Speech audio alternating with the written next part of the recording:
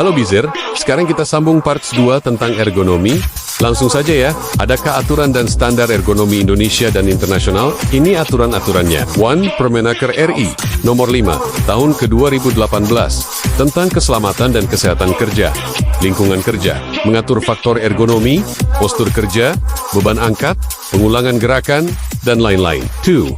SNA Standard National Indonesia. Ada beberapa SNA yang mengatur ergonomi di tempat kerja, seperti kursi kerja, ruang kerja, hingga mesin. 3. ISO 9241 International. Standard ergonomi interaksi manusia dan sistem terutama Computer Workstation 4 NIOSH Lifting Equation USA. Rumus standar untuk menentukan batas aman angkat beban manual. 5. OSHA. Occupational Safety and Health Administration. USA. Aturan ergonomi untuk mencegah cedera muskuloskeletal disorder MSD. Jadi, ergonomi itu investasi, walaupun awalnya butuh biaya. Misalnya beli kursi ergonomis, redesign meja, atau atur layout pabrik, jangka panjangnya menghemat biaya dan meningkatkan profit perusahaan. Untuk menerapkan ergonomi di perusahaan atau pabrik, ada beberapa langkah sistematis yang biasa digunakan, mengacu ke praktik K3 dan standar internasional. Langkah-langkah penerapan ergonomi sebagai berikut. 1.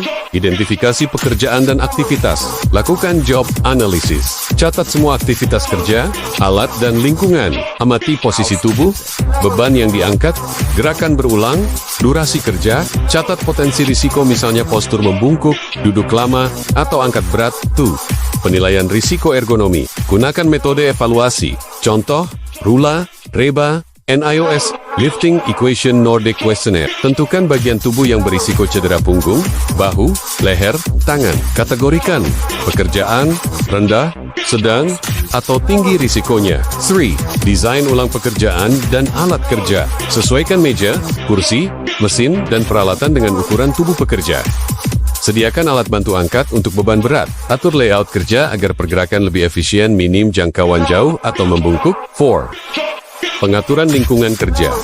Pencahayaan cukup tidak silau atau redup. Suhu dan ventilasi nyaman, tidak terlalu panas atau dingin. Kebisingan dikendalikan dengan peredam atau APD. 5. Pelatihan dan edukasi pekerja. Ajarkan cara kerja dengan postur benar seperti angkat barang, duduk, mengetik. Latih pekerja mengenali tanda-tanda kelelahan otot. Biasakan melakukan micro break. Contoh istirahat singkat 1-2 menit tiap 1 jam. 6. Monitoring dan evaluasi berkala. Lakukan inspeksi rutin terhadap postur dan area kerja. Evaluasi apakah perbaikan ergonomi benar-benar menurunkan keluhan pekerja. Libatkan pekerja dalam memberi feedback. Ergonomi bukan hanya teori, tapi praktik nyata. 7. Kebijakan dan komitmen manajemen. Manajemen harus menetapkan ergonomi sebagai bagian dari sistem manajemen K3.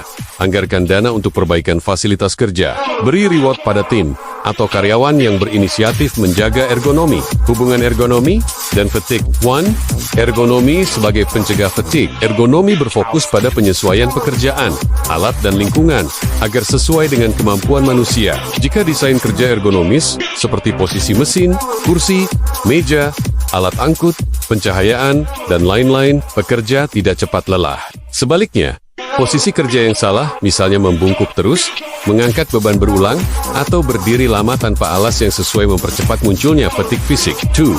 Fatigue sebagai gejala kegagalan ergonomi. Jika pekerja sering mengeluh cepat lelah, nyeri otot, susah konsentrasi, atau performanya turun, itu bisa jadi tanda bahwa sistem kerja tidak ergonomis. Fatigue bisa menjadi indikator awal adanya masalah ergonomi di tempat kerja. 3. Dampak pada produktivitas dan keselamatan. Fatigue dan ergonomi buruk sama artinya risiko kecelakaan kerja lebih tinggi karena pekerja salah gerakan, kehilangan fokus, atau tergelincir. Ergonomi baik dan fatigue terkendali, maka pekerja bisa bertahan lebih lama, produktivitas stabil, dan kualitas kerja lebih konsisten.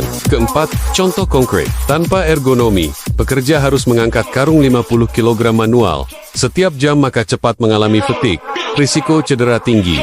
Dengan ergonomi, ada conveyor, troli, atau lifting device, gives beban fisik berkurang, fatigue menurun, keselamatan meningkat. 5.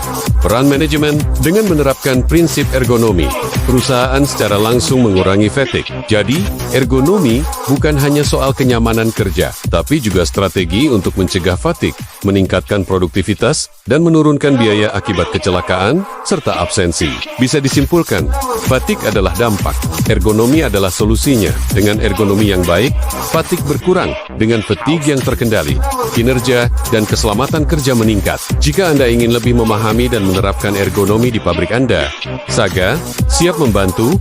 Segera hubungi Saga Manufacture Consulting. Salam Saga. Improve and empowering your factory performance.